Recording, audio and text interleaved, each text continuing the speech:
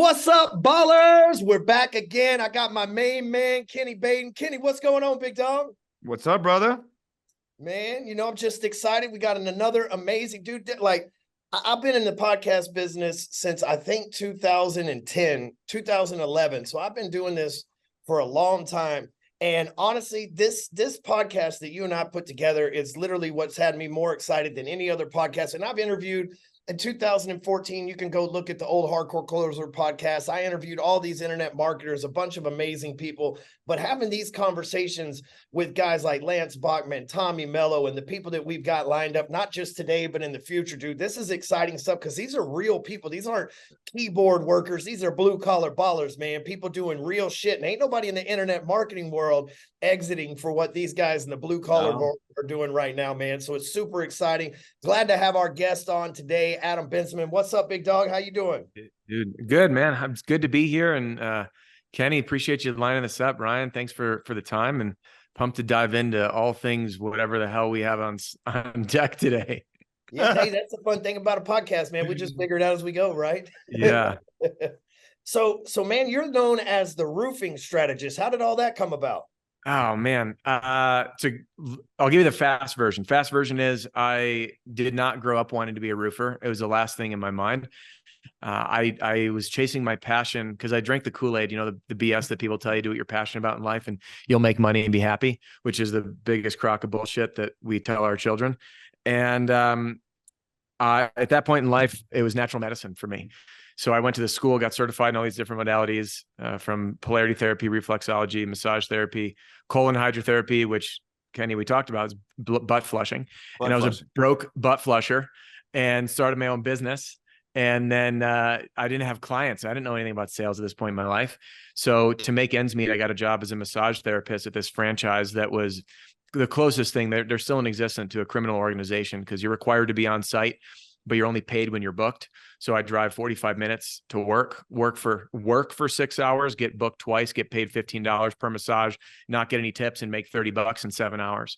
And I was living below the poverty line, living on $4.20 a day in groceries, and reached this breaking point when I was like, man, I got to make a change because I couldn't afford gas to go see my own family on Easter, 2 hours away. So as an adult man in my 20s, my mom flung me some money, $20. And on that drive in, I called her to say thanks. My stepdad grabbed the phone and he's like, hey, you can make 6 figures selling roofs door to door. And I said, that sounds like a horrible way to make a living. So I brushed it off and I had 4 hours to think about it. That night, got on Craigslist, found out this thing's real, jumped in, quickly learned that so many roofing companies are scumbags, and found the right one, became COO, Chief Operating Officer of a company that operated in 5 states and 6 cities, and realized that my real passion was developing sales talent and teams. So I left that side and started this brand, and the rest is history. There's more filler stuff between there. 2015 is when I started this brand. Okay, so you've been at this for a while, man. There's a lot of people in the sales training or the helping people business, we'll call it, and it's a lot harder than most people think. So it's always cool to me when somebody's been doing this for almost 10 years, because like that's like a unicorn almost. There's a lot of people that think, oh man, Cardone makes this look easy, or Belford or Stewman makes this look easy, I'll go try it. And then the next thing you know, they're like, this is the hardest job I've ever done in my life. Dude, so my sales system that I developed is currently being used by many, many thousands. I've got, I think, over 20,000 people on our platform at the moment. My system's being used in every single state in the US, Canada, Australia, Sweden, from companies just getting started to 4 of some of the larger private equity firms in the roofing space. I'm the official sales training partner for Owens Corning. I just got back from an event yesterday, saw Kenny out at an event. So yeah, but it is amazing how many people, especially in the roofing space, that are training sales. And it cracks me up because I know your shit. Like, dude, I knew of you before I started this brand, and how many people teach sales like the thing that they could sell that know nothing about actual selling. When you get into sales philosophy, or if you just say, you got to use risk reversal, and they don't know what it is, it is mind blowing. And I've watched a lot of people that are like, I'm really good at selling roofs. And I'm like, well, you suck at selling your ability to sell. And that tells me that you really don't know how to sell. You we're relatively decent at selling roofs, but that doesn't necessarily mean that you understand sales in and of itself. And you know, like selling a roof, it depends on what state you're in. It's a little different in Kenny's state than mine. But I mean, if I knock on your door and tell you I can give you a free roof, I mean, that's not really selling in my opinion. You know, it's like, hey, if you let me on here, I can give you a free roof. Doesn't cost you anything. Insurance pays for it, blah, blah. It's like, if you're a homeowner, it's like, well, dude, I literally have nothing to lose. If you're just going to slap a roof up on my house, then, you know, that's an easier sell than somebody like Kenny, who's in the retail business, and, you know, people actually have problems with their roof and they're looking at different quotes and trying to save money and trying to spend the least possible. So then you got to run some sales finesse. So, you know, a lot of these guys might have been really successful in a market like Texas, but they couldn't survive in Maryland if they freaking tried, you know? Yeah. You know, To be fair, by the way, challenge. I don't want anybody to, I'm not entirely in the retail before anybody, like, just to clear that up. Yeah. Insurance and retail. And I'm going to challenge you a little bit, because a lot of people, I'll give you an example. I'll tell you why I'm challenging you on this. Solar sales, for example, easy as hell. I show up, I have one pitch. What's your bill? I make it go away. In roofing, for a competent person to sell a roof, if they're selling in a storm environment, they have to know 7 different pitches for 4 scenarios. Because when you're selling a hail damaged roof in the Midwest, that's a saturated market, and you show up to 90% of homeowners have absolutely no idea that they have a problem with their roof. So when you show up offering a free inspection to a problem that there's no level of awareness of, you get rejected over and over again. So the hardest part when these guys are like, well, it's not retail. Dude, retail can be easier, because in the storm environment, when you're showing up as a complete stranger with zero trust, unannounced, to someone's house that they have no idea they have a problem, you have to then get permission to get on the roof, help identify the problem, get them to take ownership of the problem, get them to take action on the problem by creating urgency. And we have no claim filed, partial payment, denial, check in hand, and all of those are a different subset of needs. And then on the retail side, which there's 2 different mindsets with each, so a total of 7. And then on the retail side, you've got 4 main reasons people replace the roof: age, active problem or leak, a life event, or a cosmetic upgrade. And those are all a different approach. So a salesperson that's working for Kenny's company, for example, needs to know 11 scenarios to present to. And I use the analogy, like if I was shopping for a Mercedes AMG convertible in Miami, and the salesman's like, dude, you're going to love this car. It's 4MATIC, all-wheel drive, heated seats, heated wheel, winter prep package. You're going to love it. You'd be like, dude, what the fuck's wrong with you? You're in Miami. I don't care about heated seats in my car.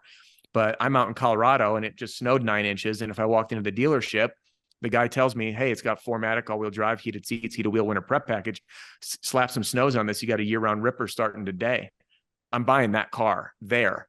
But roofers, most roofing salespeople really struggle because they learned the one way to sell a roof, which does not appeal to the actual situations or problems or level of awareness that people have. So that's why the only reason I wanted to respectfully challenge that is so many people are like, oh, it's so easy to sell something free. No, it ain't. Because when people pay, they pay attention. And when there's an established need and they vetted your company and called you up, 80% of that buying decision has been made. So you just got to help them spell your name. You know, it's a very different animal than in the storm environment, which can be easy in some environments. But you go down to the guys knocking doors in Dallas, they're not going to tell you it's easy because there's 12,000 roofers in Dallas. I was going to say, right. Dallas, the biggest thing is just, you've got 7,600 different companies in the Fort Worth, area alone. And we did go do it. I will say that. My guys came up and we were like, man, this is some bullshit, man. Let's go knock some doors. We left MDM. We went and knocked doors and we had success. However, I could imagine when the storm hits, that's what we were told, was like, when the storm hits, there are 40 plus people and people are like, get the out of here, dude. Like, before the ground dries, they'll be there. I have some of my favorite customers are in Dallas. I got a lot of I heard people Denver was like that. Is that true? It can be. Yeah. We used to get crazy hail. There's a few drought here and there. Last year we got 3 record storms, 3 or 4, I forget. But I worked with quite a few guys that are that have come through Apex that have been in Colorado, and they in the roofing industry that have done pretty well.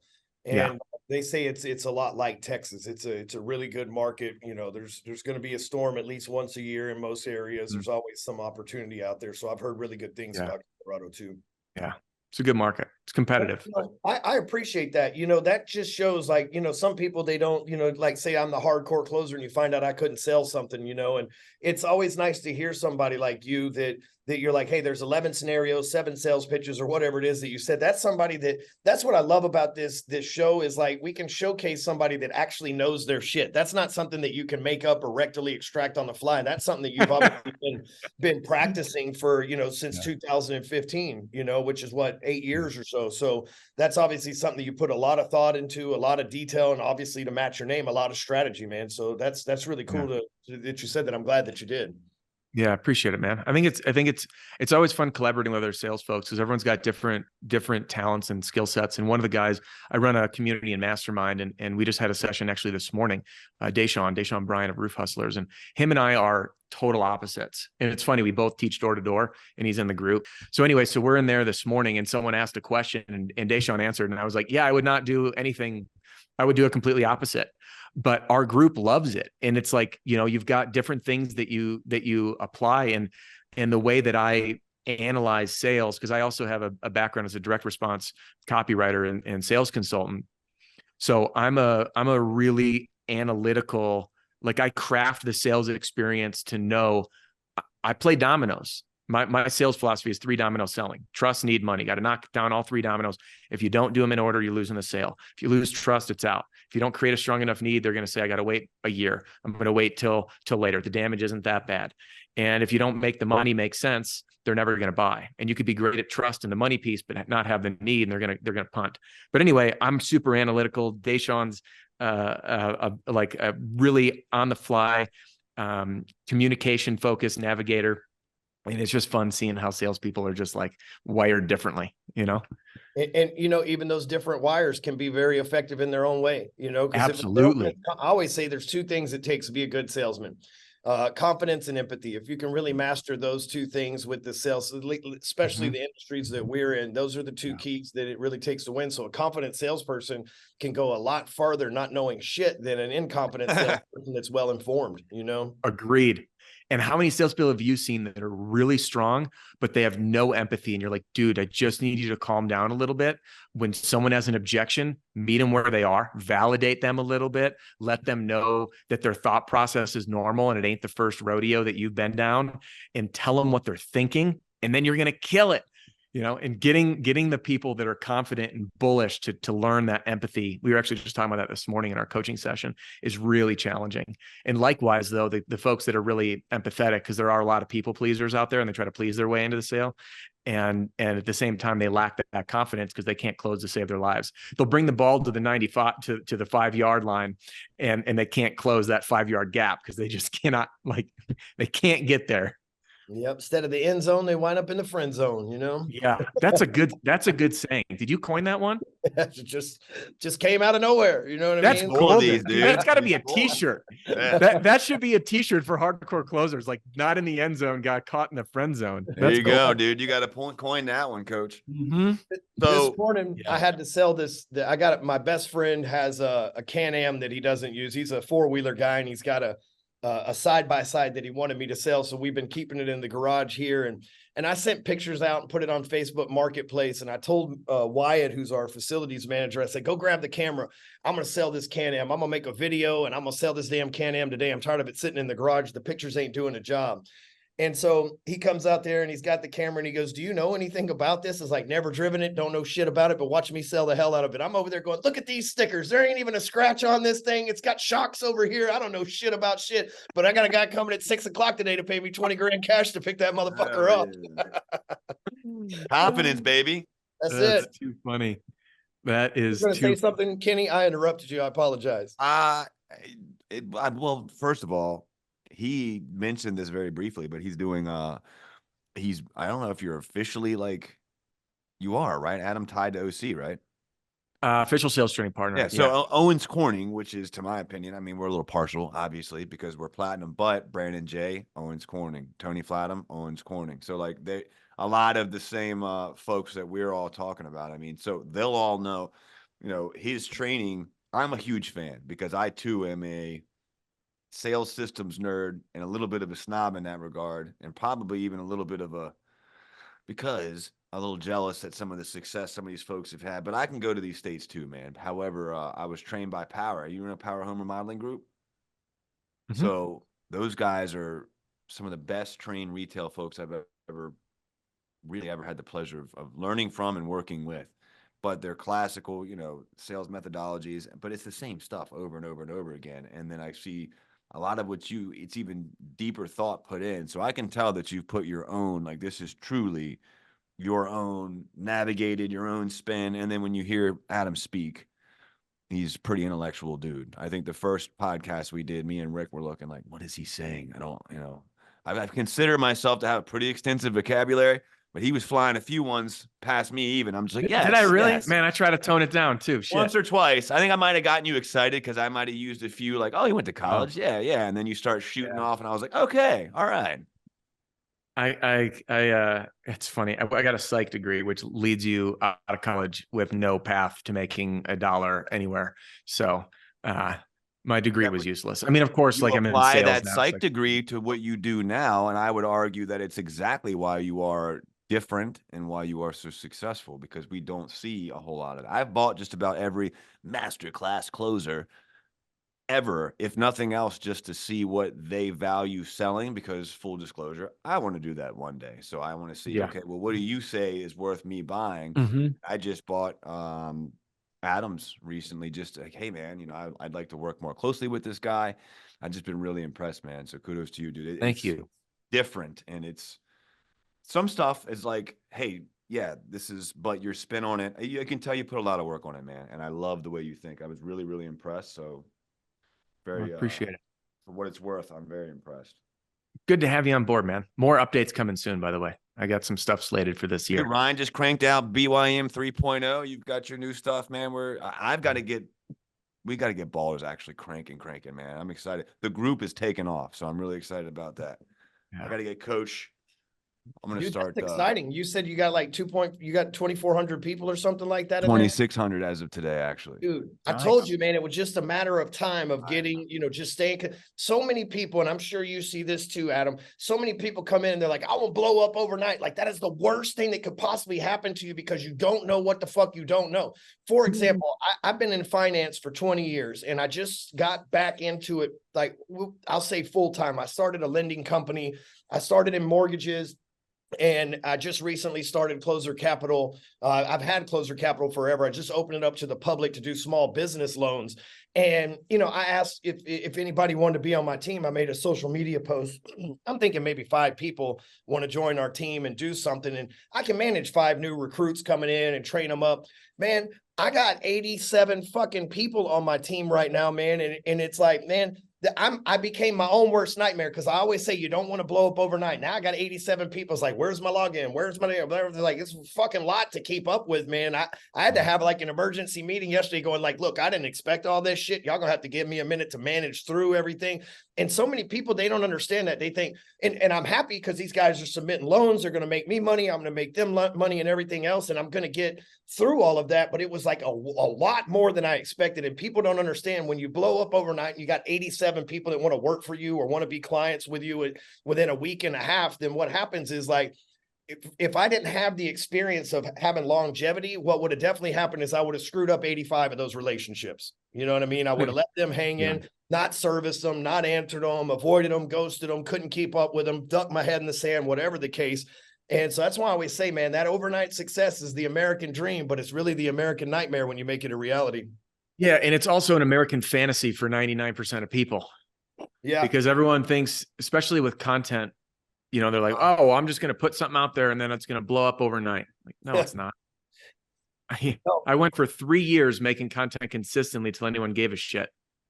Shit, lucky you. You know what I mean? I think I started at the beginning of the internet. Like, I was trying to explain to people, like, listen, Kenny, there's a website called Facebook. You're like, okay, let me write that down. What's it called again? Like, it was difficult. You know what I mean? Like, I was way too, it's good now, but it was fucking difficult back then. People would be like, Spacebook, what is that? And like, no, Facebook, right? Like, trying to explain this to people. And, but the longevity of that, you're right. If you just stick to something long-term, then you start to figure everything out and it starts to make sense and get it. So, I'm excited about the lending business, but again, it is still a little bit overwhelming. And plus we took in $70 million worth of loans in the first 3 weeks of doing it too. So it's like, Wow. shit, I'm having to hire extra people to call these folks and just tell them, hey man, we're on it. Just give us a minute to get all this stuff together and everything else. Right. And again, if I didn't have the reputation that I did and that people know they can trust me and that I'm going to service them and get to them, man, it would have literally been, it was like, as soon as it come up, would have went right back down. Yeah. So and that's what we were saying in the beginning, the fact that you've been doing this since 2015, you've got all these strategies now, you've got experience, you're constantly evolving.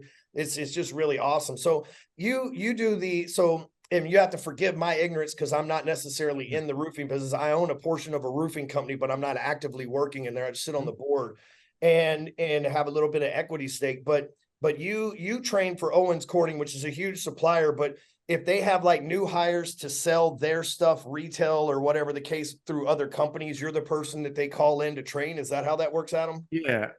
Yeah. I mean, not exactly. So Owens Corning is one of the largest building manufacturers in the world. In fact, I got all their swag all in my office. It's these guys. You see the Pink Panther on the bags at Home Depot.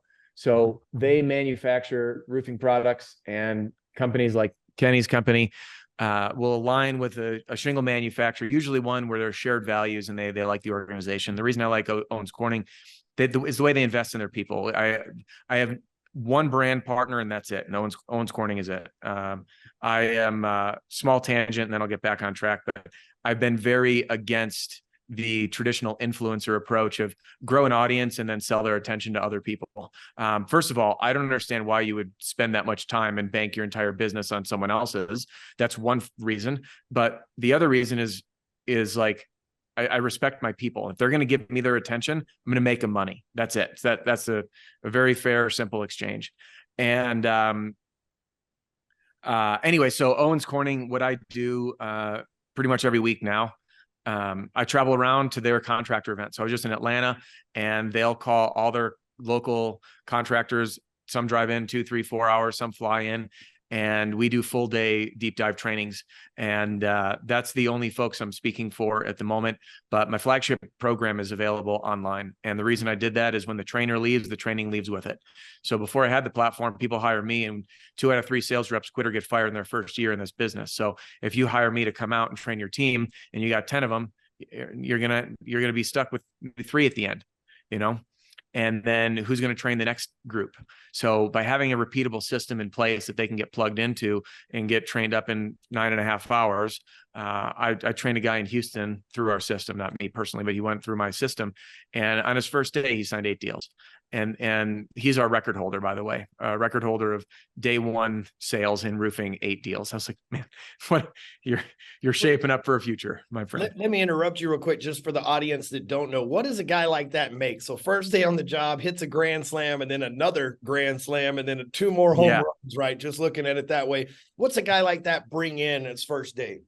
So great question. Depending on the company structure, he may not cash flow those sales, because he's going to have to build, get them approved, build, collect, all that jazz. Some companies will pay up front, some won't. So forget when he's getting paid, but the commission on those projects, depending on where he's at in the US, will average between $2,000 to $5,000 per deal. So if it was on the high end of 5,000 and he sold 8 deals, he made $40,000 in commission in a day. And again, one thing that salespeople say is, I made it in a day. Well, you didn't, because then you ink the deal. And in Houston, those were insurance deals. So he's got to go meet with the adjuster. He's got many hours of fulfillment. But the point is it could be anywhere from $16,000 to $40,000 of income for him.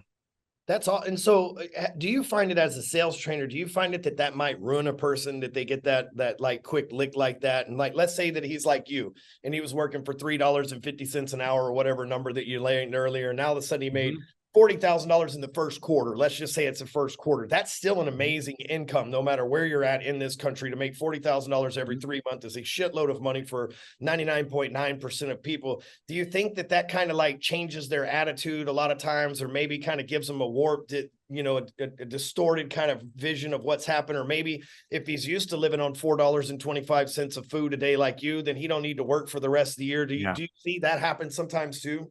2 types of people out there: those that will get that money and they lay off the gas because it's more than they've ever had in their life. and they get comfortable. And I watched this happen. I just went out to dinner with a client of mine, and he was a gentleman. I've trained his company for a few years in person, as well as they're using our platform. And they did about 55 million last year. Their top sales reps, they had a handful of them that were earning over $500,000 a year. And they get invited to dinner when I come in the night before, go to the state. The year before, this guy made 550 grand. The following year, he barely scraped 200. And again, it's funny. Some people listening are like, who cares, man? He still made 200 grand. Yeah, but he made $350,000 less. Okay. Yeah. Yeah. 50 less. And how many times have owners come up to me and be like, man, my top dog became number 2, or excuse me, is at the bottom this year, or my top dog's coming back with a draw, asking for a draw because he has no cash. And the reason I say there's 2 types of people is there's those that they get complacent because their immediate needs are met, and they say, hey, it's good enough. And then they ride the wave, and the wave goes up and down. So I make money, I burn through it. Holy shit, I got to make it again, make it, burn through it. And they never truly get ahead. And then there's people that say, wait a minute, I just did this on day 1 and they're a full throttle ahead. How can I make this thing happen? But the biggest threat that I see is people get complacent when their needs are met. And there's very few people that sustainably make high income in roofing sales. And it's really possible, stupid easy possible. But the problem is people get lazy, because when you've got a few hundred grand in the bank and you can buy the boat, you can buy the car, you can go on vacation, you can do all the baller crap that you didn't do before. It's really easy when you had a bad day, because roofing sales is unlike most other sales positions out there. When you're in someone's home, it brings out their inner crazy. The speed, the stress, the rejection is higher than most, because it's door to door. And if you're selling door to door, and even if you're selling solar, you're not selling solar in a market when 65 other solar providers knocked on that door that day. You're competing in that world. It is a cutthroat world. So with such high stress, shit goes wrong constantly. It's not uncommon to find out your mom had cancer, have your girlfriend or boyfriend or husband or wife get in a fight with you, leave for work, have a homeowner call you because they're irate because the crew left a bottle of piss in the driveway, and then get late to your appointment, have the monster deal that you sold cancel, and then have to show up at the next house pretending everything's fine. And most people are just like, screw this, and they'll go sit at the bar. And it's really easy to lay off the gas because you don't have a manager overlooking your shoulder, checking in on you and all that stuff. So the people that have those bad days, then they fall into the trap. I read about this in my book. It's called The Roofing Sales Survival Guide, Beat the Odds, Overcome Yourself, and Win Big. And in the book, I talked about this concept of just one more, that will say, hey, I had a bad day. I'm going to go to the bar and have a drink. You have a drink? Nah, just one more. You have one more drink? Just one more drink. And before you know it, it's 3 a.m, you're blackout drunk, and you wake up the next day and you're hungover as shit. And you're like, I'll just sleep in 1 more hour. I feel like shit. Just 1 more hour. And this one more attitude, one more, whatever it is. And everyone's got their vices, whether it's video games, hanging out with your spouse, binging Netflix, drinking, smoking, whatever your poison of choice. And everyone's got a different one. And then they self-sabotage. And I see that a lot. So it's tough to learn how to survive the mental and emotional battlefield that is roofing, and to stay on the gas and to stay consistent, without a doubt. I agree. I was watching a video the other day somewhere on the internet, and it was a young, I'm not a big sports guy, but it was a young college athlete that was about to go into the NFL, and he was interviewing Tom Brady, asking him questions, right?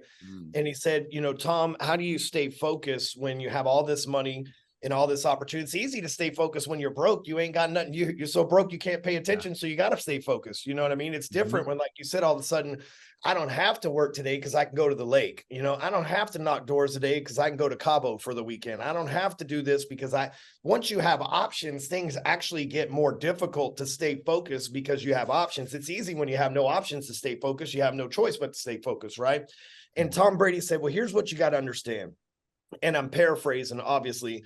But he said, it's not your job to entertain people. It's not your job to go spend money. It's not your job to be the center of attention. It's not your job to carry other people's financial burdens. Your job, and if you treat it like a job, is to go out there and practice, learn the playbooks, and play football. What happens to so many people is now all of a sudden they got money and all their friends and family show up and they're like, hey, we got options now. Let's party. Let's go do this. Let's go do that. So on Tuesday, instead of going through and reading they required a certain amount of hours every day on their iPad watching replays and pays the NFL issues on iPads.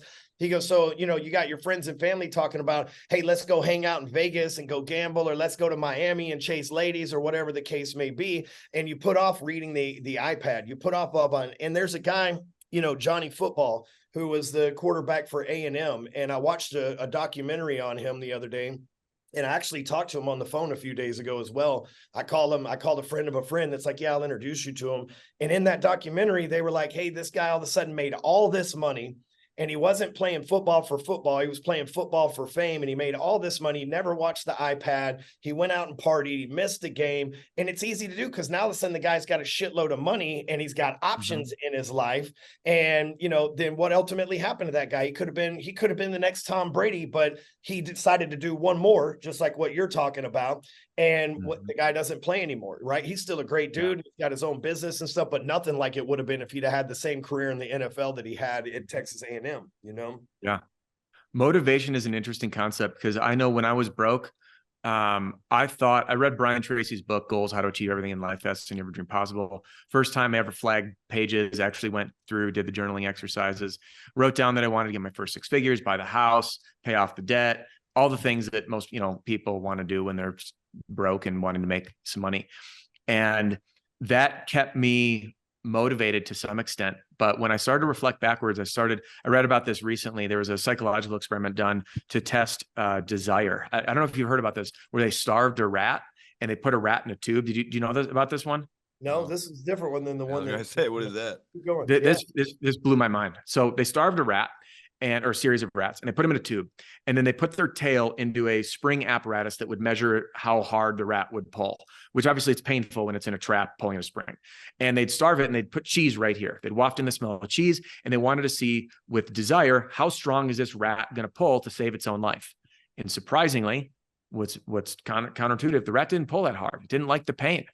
But then what they did is on the other end of the tube, they put a cat. That was variation number 2. The rat looks back and says, that thing's going to freaking kill me. And it pulled with all its might.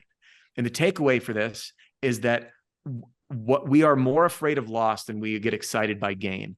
And what's his name? He wrote the book Originals, Adam Grant. In his book Originals, Adam Grant calls it defensive pessimism. And I realized that when I was broke and trying to make money, I wasn't really focused on the goal. Like I was, like I had it there, but I was looking in the rearview mirror of, I am 6 weeks in with 0 sales, no money, burning through gas that I can't afford. And if I don't make this shit work, I'm effed. And that's it was fear of loss. So at the mastermind event that I ran, the first exercise was called Kill the Company. And we sat down and journaled what's going to kill your business. And if you're a sales rep, you can do the same thing. What's going to kill you from industry threats that are beyond your control? These are changes that are happening with AI, technology, finance, the economy. What can kill you from your competitors? And then what is your own inner demons, being lazy, complacent, whatever. And we journaled and actually here are our journals that we were using. And we filled them up with what could kill you. And then we broke into round tables and then reverse engineered plans to build a bulletproof business model or sales model to say, this is what's going to protect me. And it's amazing how many people came back and executed on that because we have more of a fear of loss. So when you're too comfortable, it ain't good. And even today, you know what motivates me today? It's not where I could go. It's what's going to kill my business. And actually, literally the minute before this, I just met with my team and we are completely overhauling our entire business model. We are completely overhauling it. It came to me at 3. I've been up, if I look like shit, because I've been up since 3 a.m. journaling. It came to me at 3 a.m, this entire pivot and what we're doing. And I'm seeing the writing on the wall of where our future is going with our economy, the roofing industry. And I'm like, I'm going to build a brand new business model to fit what's going to fit there to protect myself from the changes that I see coming. And again, I share this from the motivation standpoint to link back to what you were saying. Do people lose it? Yeah, they lose it because they think that they're going to be happy. You know, all of us are wearing nice watches, right? We all probably drive nice cars, you know, but then you get the thing and then it's hedonic adaptation. It's like, great. My dream was to buy this one. And then you have it. And then you drive it for a week and you grin ear to ear. And then every time you get into it, it's just the car you drive. Boy, ain't that the truth. I've had 19 exotic cars and I drive a F-250 every day. I have a 720 in my garage and a Porsche in my garage. And like I said, I've had 19 cars and I'll take that F-250. I'm in it 99% of the time, you know. Now, when I first got my very first McLaren, I mean, like you said, for the first couple months, I'm like, oh shit, I'm a badass, blah, blah, blah. And now it's like, that thing's kind of inconvenient to drive. I think I'll take the truck again, you know. Right. Yeah. You know, I don't have to worry about where I park the truck. I don't have to worry about if somebody door dings the truck. I don't have to worry about somebody maybe sitting. I've had people sit on my cars, take pictures that were complete strangers and stuff like that. I don't have to worry about any of that shit with a silver F-250. You know what I mean? So you're exactly right. There was a guy at MDM this year, Mike Rowe, you know, the dirty jobs guy. And I hope I hope to get him on our podcast as well. You know, I really have a relationship with him. I really like him. I'm going to ask him at some point, but he was on stage and he was talking about, you said the experiment with rats. He said that they took these rats and they threw a rat in a bucket of water. And I'm going to mess up the numbers. I'm just going to give you a skew. Probably Cade can correct me if I'm wrong here, but he said on average, a rat would tread water to stay alive for about 13 to 16 minutes, if I remember correctly. And then they would just give up. And what they did though, the variation, like you're talking about with the cat, what they did was they gave it hope after 12 and a half minutes. Let's say they died after 13, they gave up and drowned. After 12 and a half minutes, they would pull it out, dry it off, feed it some cheese, give it some hope, throw it back in there. They swam for 59 hours. Wow. So, I mean, it just, and rats are they say are the most like thinkers, the most critical thinkers, most like human beings. Rats are very smart animals. Yeah. And a lot of people just, you know, a rat, but actually technically they're very smart animals. That's why they're all around us and we never see them. But if you think about that, you know, motivation is fear, motivation is hope. And it's crazy how, you know, just a little change like that, just showing them, hey, this is possible if you just do the work. And that thing was willing to work, you know, 5 times as hard. Yeah. You know, I always, when people don't believe me that what'll kill you is more threatening and will motivate you. If I gave, and Kenny, I'm curious, imagine if I went to your sales team and I said, hey guys, whatever you sold last month, if you sell 5 more roofs, you get $10,000 bonus this month. Okay. That's scenario 1. Scenario 2, hey guys, if you don't sell 5 more months than you did last year, I'm taking 10 grand out of your pocket. Which one's going to have higher results? They don't want to lose that 10 grand. I'm willing, losing the 10K. I am willing to bet. I mean, man, we used to hand out these novelty $10,000 checks at our Christmas parties at the end of the year if you hit our sales bonus. And people would be like, close. I'm like, dude, it's freaking 10 grand. And like, well, I already made X amount. Like, whatever, I'm good. Right. But if I would have said, like, I'm taking that money away, oh man, they would be cranking. Yeah. What the legalities are. I'm going to ask the old wife about. Yeah, there's probably it's not legal would be my so this was a thought experiment. Okay? Yeah, I was like, let me see here. Guys, we know what bonuses we normally do monthly, but I got a new idea. Hear me out. I'm gonna start taxing you. Start gambling. You're gonna start taking your paycheck. Yeah. You guys don't hit your goals. I'm taking the money. Instead of giving you the bonus, I'm taking it. I love it. Motivation. So Adam, are you currently still an owner or part of a roofing company, or are you full-time training sales, doing deals with Owen Cornings and private masterminds stuff like that? Yep. Full-time on this and then some. Yeah. Okay. I joke that I have 3 full-time jobs. I'm a full-time speaker, full-time content creator, and then I run my business full-time. And I'm working my way out of running that business full-time, but you know how it goes. It doesn't happen overnight, does it?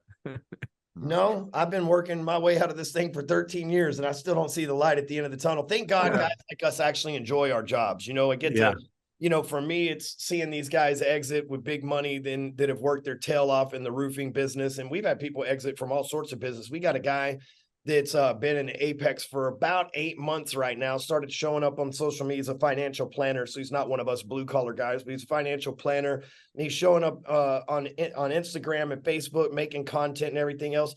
dude, the crown prince or whatever the hell of Saudi Arabia, whatever you call those guys of Saudi Arabia, invited him out there and made a huge investment into his company because of the fact that he'd been, getting active on social media and was visible. I was at dinner last night with a guy, Josh Wilson. Kenny knows him. He's a big time dog trainer.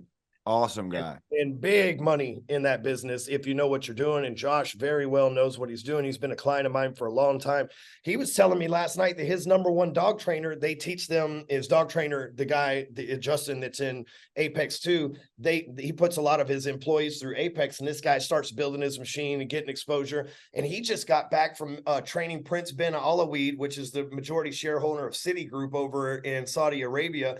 They flew him from Maryland, where they're at, to stay with them for 2 weeks in Saudi Arabia, 1 week in Dubai to train his dogs. And now and this was a year ago. And he's like, he was telling me this because the guy's out there in LA right now with the Prince. He's like, now they're like best friends. Every time the guy comes to America, he flies my buddy out there just to hang out. They go watch football games together, basketball games together. He goes, everywhere they go, the whole place is shut down. So it's just them. And it's cool for me. That's exciting for me. That keeps me like, even if there wasn't a light at the end of the tunnel, because as you know, Adam, who are we going to sell our mastermind to? Private equity's not buying that shit. You know what I mean? Yeah. Maybe they will at some point in the future, but if you're a smart guy with all this experience, if I remove you from the roofing strategist, is there anything left? If they remove me from Apex, is there anything left? You know what I mean? So it's not a big play like that, but that's what drives me is, man, getting those reps. Like you see the guy that can sell 8 deals in a day and the guy that's selling 8 deals in a month consistently. And then the companies that get it bought out, man, that's what drives me to really enjoy this stuff. Is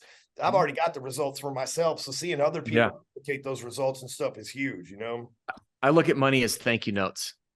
And my job is to help collect as many thank you notes as I can, because I want my customers to pay me and say, thank you for changing my life. Thank you for, I just got a text from a guy in Illinois, younger business owner. When I first talked with him, I was really surprised. I learned really early on that my gut sucks. And my gut was, he's buying my program. It was like he sent it was the first time ever he sent like his office admin to the sales call. And I've never once had that. Like it's always been like the sales manager or owner. And this was the office admin, and it was like fact gathering. And those, it's like, not qualified buyer. They're not going to do it. So they bought. And I was like, well, I didn't expect that one. Not only did they buy it, I get a message that in his like second year in business, they're at $20 million. And then I got a message from him yesterday. He wanted me to come in and do training for them. And he said, I've grown 5 million, an additional 5 million the last 3 years running due to using your system. Can you come in and run a training for my guys? And the exciting part to me is, sorry, owners, it's really not about the owners making money with their business. The exciting part to me is that transformation comes from the bottom up. It's all the sales reps that came into this, that were walking in the same shoes. When you're in the blue collar space, you're in this space for a variety of reasons. Number one, you had a crap job and you ended up doing that and you got stuck. Number two, you were a felon and no one would hire you anywhere else. Number three, you had a good life and you ruined it away and you became an addict and you needed to recover. And this is who'd take you back. And number four, you had some shit job in a cubicle and you're like, well, I'm gonna go make some real money. These guys that are doing roofing or whatever, driving nice trucks and have a good life, like it's time for me to make a change. So people that are starting where we started in giving them the platform by investing in the company and then allowing them to provide those resources. That's the greatest reward I get, is when a sales rep shakes my hand and says, my life changed. Or, the guy that went from being homeless, living under a bridge and nearly died from addiction, to selling. Yeah. Kenny, I know your story is similar, selling roofs and having to knock doors with no truck and call a buddy who had a ladder, which is a guy named James, who I talked about in my book, who I had an opportunity to support. And I know when I was in the roofing space, when I'd make a sale and a homeowner would hand me a final check for 20, 30 grand and say, thank you, it was the best gift in the world. Like, who hands you money, 10, 20, $30,000 and says, thank you? Like, that is when people say like sales is a dirty word, I'm like, yeah, does your boss, every time your direct deposit go through, say thank you? Because I'm going to guess they don't. But my customers, they not only hand me tens of thousands of dollars, they thank me and then they invite me over for dinner. Yeah. And I just have committed my life to helping collect thank you notes. And that's how I look at it. Help people out where they're so satisfied that they thank you when they pay you. And that's when you're really making a difference in people's lives. Yeah, I dig that, man. I dig it. I do too. Me and Ricky are shaking our heads like. What year did you write this book that you mentioned a couple times? 2 months. Well, I wrote it. It was published 2 months ago, not even 2 months ago, it was October. And it became a #1 bestseller without any marketing bullshit behind it. I was blown away, man. My teammate, John, who I was doing our book launch strategy with, was on a flight to the US because he lives in the UK. And I got the notice that it was like available. And I said, I can't wait. I'm just going to drop it. And I had a wait list of people that I told them it was coming. I sent one email out and I put up a post on Facebook, and we became a #1 bestseller in the sales and selling category for a roofing sales book. And I was freaking floored, dude. I was totally floored. And I worked on it for over a year. I wrote the entire thing. I spoke at 60 events in a 6-month period. So it was 2 to 3 events a week. And I was flying coast to coast, city to city for 7-hour speaking engagements. And that's when I wrote the book. I had absolutely no time. And every time I got on a flight, I had no Wi-Fi, and I just hit the keyboard and I wrote it.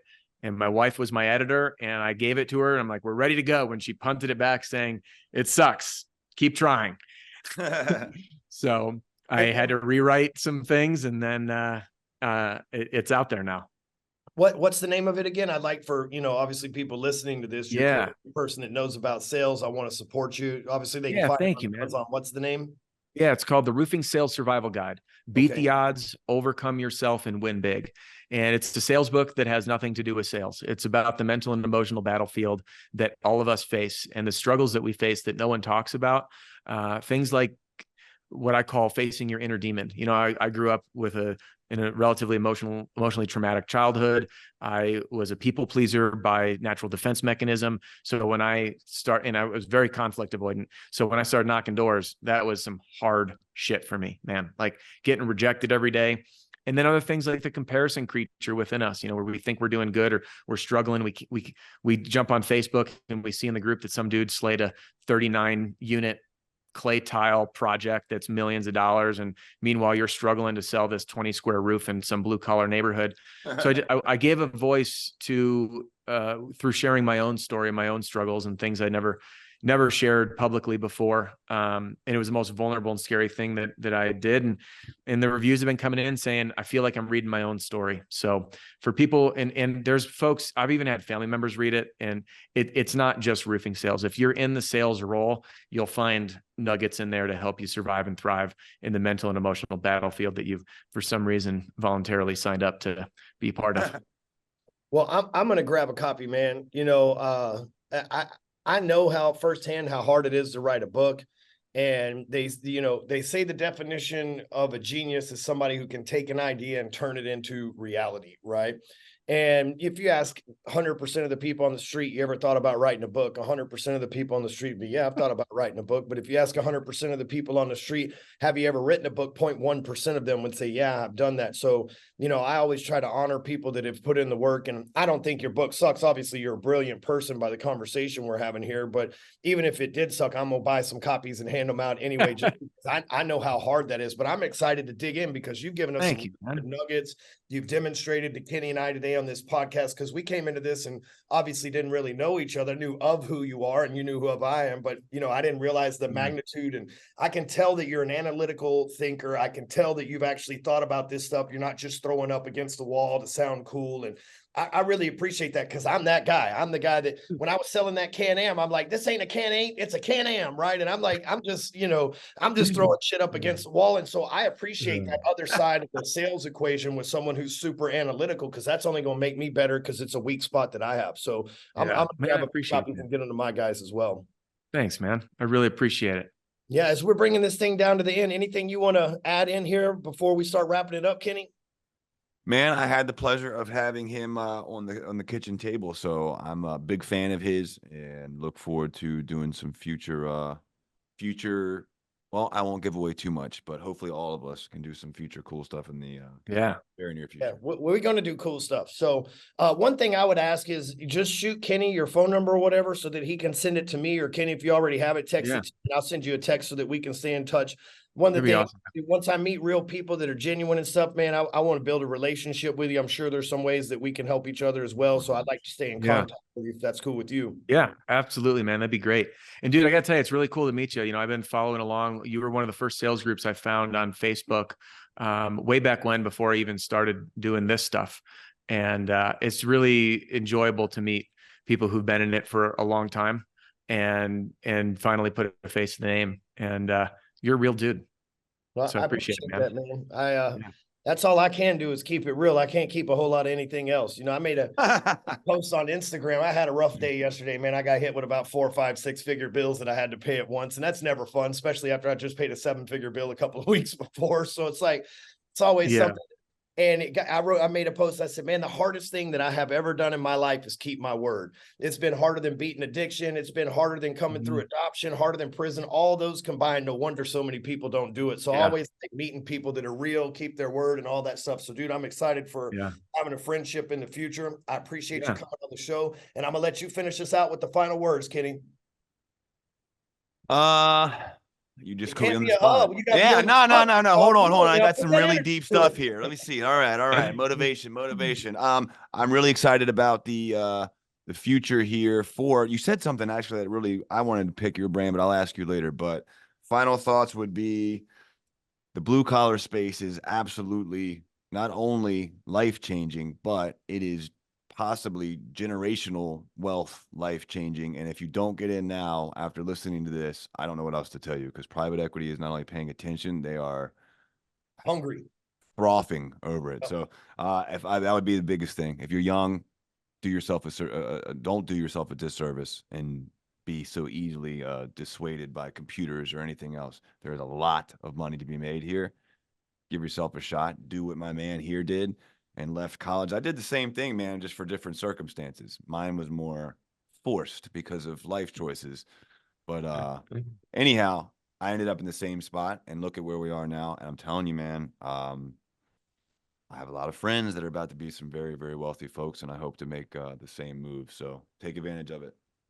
Adam, final thing, we got your book on Amazon. What social media platforms are you active on? What are your handles there? And what is your Facebook group if anybody wants to join it? Yeah, I actually don't have a Facebook group, believe it or not, but the most active handle, YouTube is where you're going to find most of my stuff. The Roof Strategist. If you're a podcaster, we take all the audio, we scrub it up there for my friends in the truck who are cruising around. So you'll find the Roof Strategist on the podcast. You'll find me on TikTok, Roof Strategist, Instagram @Roof Strategist, Facebook and LinkedIn, my name, Adam Benman. Links to all my programs, books, information about our mastermind called the Pitch Room Movement. All of that is available anywhere you find information on social media.